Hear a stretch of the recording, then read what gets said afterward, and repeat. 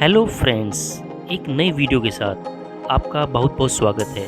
आज की वीडियो नदियों के बारे में कुछ रोचक बातें।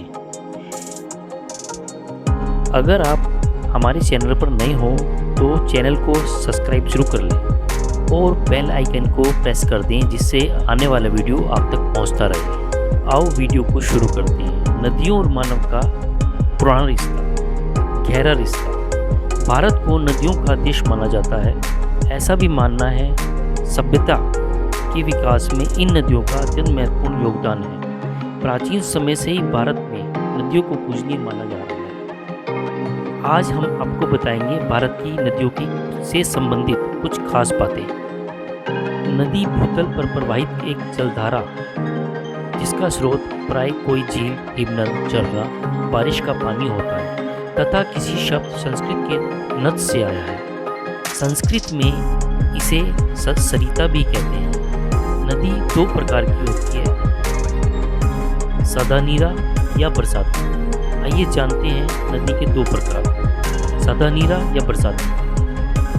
सदानीरा नदियों का स्रोत झील, झरना अथवा हिमनद होता है और वर्ष भर जल पूर्ण रहती है, जबकि बरसाती नदियों में बरसात के पानी पर ही निर्भर करती है। गंगा, यमुना, कावेरी, ब्रह्मपुत्र, अमेजन, नील आदि नदियाँ सदानीरा नदियाँ हैं। नदी के साथ मनुष्य का गहरा संबंध है। नदियों से न केवल फसल ही नहीं उपजाई जाती बल्कि वो सभ्यता को भी जन्म देती है, अपितु उसका लालन पालन भी करती है। इसलिए मनुष्य नदी को हमेशा देवी का रूप में ही देखता है, या हम यह भी कह सकते हैं नदी को माँ का दर्जा भी दिया जाता है। हमारे अतीत में ऋषि मुनियों ने इन नदियों के किनारे पर ज्ञान प्राप्त किया था। अभी भी बड़े बड़े विकसित महानगर नदियों के किनारे बसे हैं। मानव सभ्यता और संस्कृति नदियों के किनारे ही फली फूली है। अधिक जानकारी के लिए वीडियो के अंत तक बने रहें।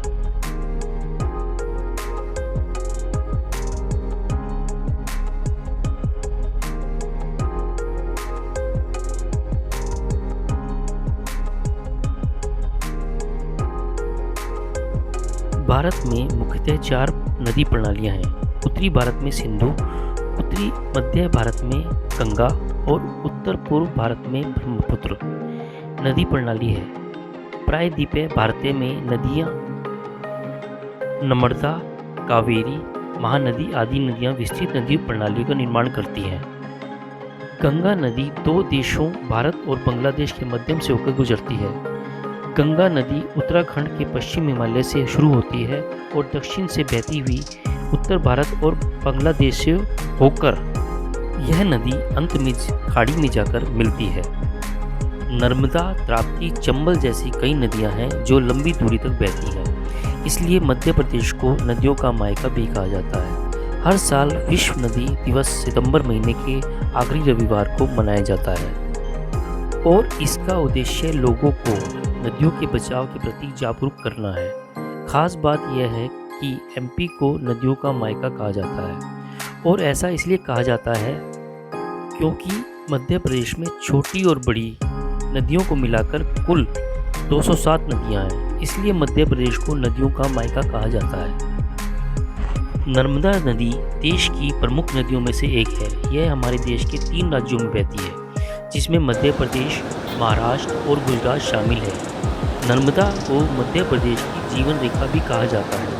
नर्मदा का उद्गम अमरकंटक से है। अमरकंटक अनूपपुर के जिले में है। यह नदी के भरूच के पास कबाल की खाड़ी में। चंबल नदी इंदौर में मऊ के जलापान पहाड़ियों से बादकला जल प्रयाग से निकलती है। चंबल नदी 1024 किलोमीटर लंबी है। यह मध्य प्रदेश और उत्तरी भारत में यमुना नदी एक सहायक नदी है। माना जाता है चंबल नदी का प्राचीन